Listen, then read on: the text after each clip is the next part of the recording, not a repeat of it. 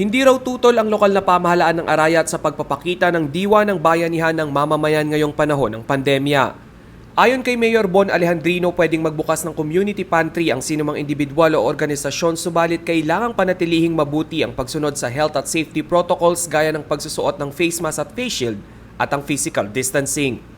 Kaugnay nito, naglungsad ng Community Pantry Express ang pamahalaang bayan kung saan house-to-house ang magiging sistema ng distribusyon ng pagkain. Sa isang warehouse na ito sa Arayat, Pampanga, matatagpuan ang higit 300 kaban ng bigas at grocery packs na donasyon ng iba't ibang tao at organisasyon para sa lokal na pamahalaan ng Arayat.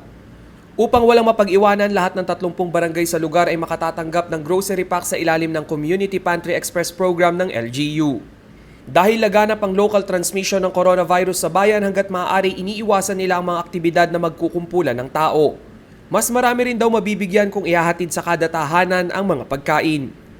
Kasi kung yan mo lang ka sa kalsada, huli mong magpapamilya, kukuha sila lahat, isa-isa. Samantalang kung gagawin namin, lahat makikinabang. Pati yung nasa pinaka-liblib na lugar. Grocery at saka 3 kilong bigas. Yun naman pong 5 kilong bigas, puro bigas lang yun.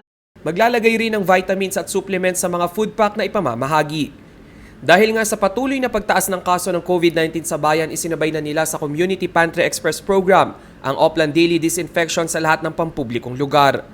Hinihikayat rin ng ilang residente ng Arayat na nakaluluwag sa buhay na mag-donate sa community pantry ng bayan.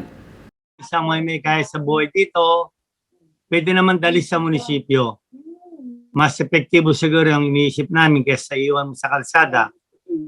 Di ba, ang daming kaso sa Manila, minsan ninaakot ng isang tao. Dito siguro lahat ng makikinabang sa aming mga kababayan na may kaya sa buhay, mag-share tayo. Ang house-to-house system din ang minungkahi ni COVID-19 Task Force Advisor Dr. Ted Herbosa sa mga community pantry organizers. Mainam daw na magbahay-bahay sa pamamahagi ng pagkain upang maiwasang magkaroon ng super spreader ng virus.